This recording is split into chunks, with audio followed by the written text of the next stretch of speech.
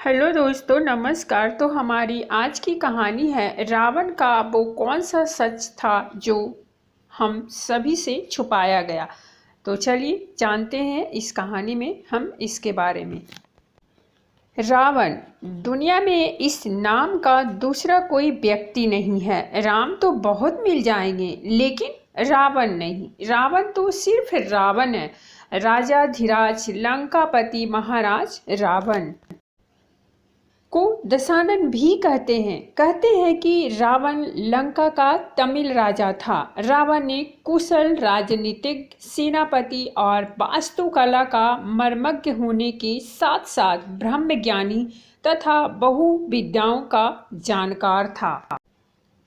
उसे मायावी इसीलिए कहा जाता था कि वह इंद्रजाल, तंत्र, सम्मोहन और तरह तरह के जादू जानता था।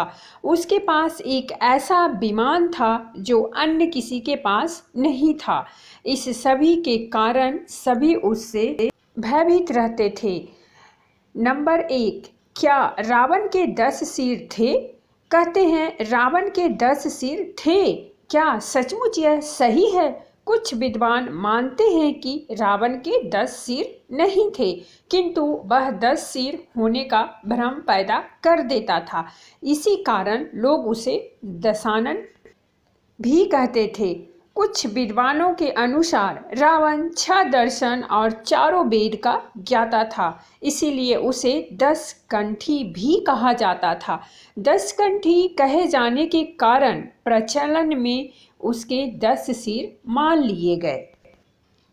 दूसरा, रामचरितमानस में वर्णन आता है कि जिस सिर को राम अपने बाण से काट देते थे, पुनः उसके स्थान पर दूसरा सिर उभर जाता था। विचार करने की बात है कि क्या एक अंग के कट जाने पर वहां पुनः नया अंग उत्पन्न हो सकता है? वस्तुतः रावण कि ये सिर कृत्रिम थे, असुरी माया से बने हुए। तीसरा, मारीच का चांदी के बिंदुओं से युक्त स्वर्ण मृग बन जाना। रावण का सीता के समक्ष राम का कटा हुआ सिर रखना आदि से सिद्ध होता है कि राक्षस मायावी थे। वे अनेक प्रकार के इंद्रजाल जानते थे, तो रावण के 10 सिर और 20 हाथों को भी मायावी या कृत्रिम माना जा सकता है। चौथा, नाभि में जीवन। ऐसी मान्यता है कि रावण ने अमृत प्राप्ति के उद्देश्य से भगवान ब्रह्मा की घोर तपस्या कर वरदान मांगा, लेकिन ब्रह्मा ने उसके इस वरदान को न मानते हुए कहा कि तुम्हारा जीवन नाभि में स्थित रहेगा। रावण की अजर अमर रहने की इच्छा रह ही गई। यही कारण था कि जब भगवान राम से रावण का युद्ध चल रहा था तो रावण और उसकी सेना राम पर भारी पड़ने लगे थे। ऐसे में विभीषण ने राम को यह राज बताया कि रावण का जीवन उसकी नाभि में है, नाभि में ही अमृत है। तब राम ने रावण की नाभि में तीर मारा और रावण मारा गया। पांचवा, रावण का परिवार। रावण ब्राह्मण पिता और राक्षस माता का पुत्र था। वाल्मीकि रामायण के अनुसार रावण पुल सत्य मुनि का पोता था, अर्थात उनके पुत्र विश्वाश्रवा का पुत्र था। विश्वाश्रवा की बरबरनी और कैकसी नामक 2 पत्नियां थीं। बरबरनी के कुबेर को जन्म देने पर सैतिया डाह बस कैकसी ने अशुभ समय में गर्भ धारण किया। इसी कारण से उसके गर्भ से रावण तथा कुंभकर्ण जैसे क्रूर स्वभाव वाले भयंकर राक्षस उत्पन्न हुए। छठा, रावण का विवाह। कुबेर को बेदखल कर रावण के लंका में जम जाने के बाद उसने अपनी बहन सुपर्णखा का विवाह कालका के पुत्र दानवराज विदु विवाह के साथ कर दिया। उसने स्वयं दिति के पुत्र मय की कन्या मंदोदरी से विवाह किया, जो हेमा नामक अप्सरा के गर्भ से उत्पन्न हुई थी। माना जाता है कि मंदोदरी राजस्थान के जोधपुर के निकट मंडोर की थी।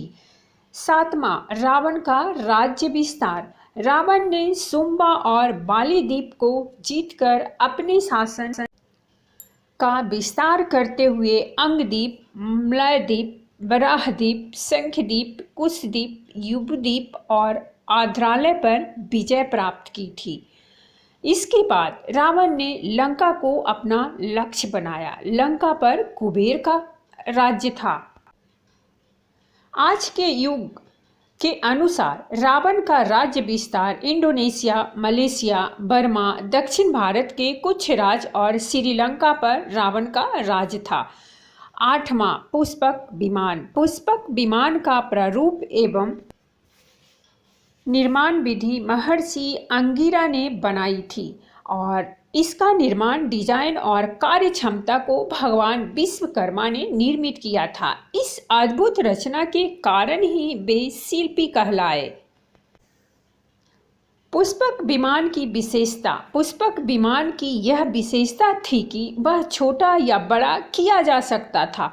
पुष्पक विमान में इच्छा अनुसार गति होती थी और बहुत से लोगों को यात्रा करवाने की क्षमता थी। यह विमान आकाश में स्वामी की इच्छा अनुसार भ्रमण करता था, अर्थात उसमें मन की गति से चलने की क्षमता थी। 9. शिव तांडव स्तोत्र। रावण ने शिव तांडव स्तोत्र की रचना करने के अलावा अन्य कई तंत्र ग्रंथों की रचना की। रावण ने कैलाश पर्वत ही उठा लिया था और जब पूरे पर्वत को ही लंका ले जाने लगा तो भगवान शिव ने अपने अंगूठे से तनिक सा जो दबाया तो कैलाश पर्वत फिर जहाँ था वहीं अवस्थित हो गया। इससे रावण का हाथ दब गया और वह क्षमा कहते हुए कहने लगा, शंकर शंकर अर्थात क्षमा करिए और स्तुति करने लगा। यह क्षमा याचना और स्तुति ही कालांतर में शिव तांडव स्तोत्र कहलाया। 10. अरुण संहिता। संस्कृत के इस मूल ग्रंथ को अक्सर लाल किताब के नाम से जाना जाता है। इसका अनुवाद कई भाषाओं में हो चुका है। मान्यता है कि इसका ज्ञान सूर्य के सारथी अरुण ने लंकाधिपति रावण को दिया था। यह ग्रंथ जन्म कुंडली, हस्तरेखा तथा सामुद्रिक शास्त्र का मिश्रण है। 11. रावण संहिता। रावण संहिता जहाँ रावण के संपूर्ण जीवन के बारे में बताती है, वही इसमें ज्योतिष की बेहतर जानकारियों का भंडार है। 12. सोने की लंका। कुबेर रावण का सौतेला भाई था। कुबेर धनपति था। कुबेर ने लंका पर राज कर उसका विस्तार किया था। रावण ने कुबेर से लंका को हड़प कर उस पर अपना शासन कायम किया। ऐसा माना जाता है कि लंका को भगवान शिव ने बसाया था। भगवान शिव ने पार्वती के लिए पूरी लंका को स्वर्ण जड़ित बनवाया था।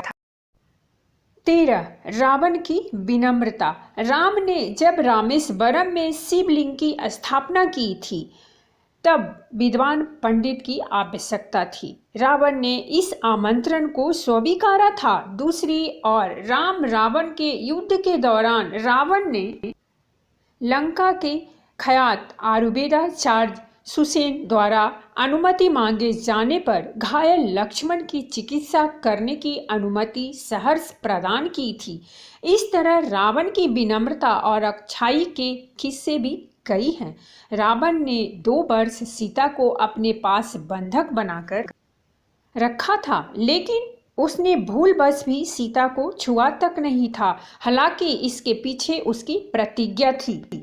तो दोस्तों, ये थी हमारी आज की कहानी। अगर कहानी अच्छी लगी हो तो प्लीज़ हमारे चैनल को सब्सक्राइब कीजिए, वीडियो को लाइक और शेयर जरूर कीजिए। कहानी सुनने के लिए बहुत बहुत धन्यवाद। मिलते हैं हम एक नई कहानी के साथ।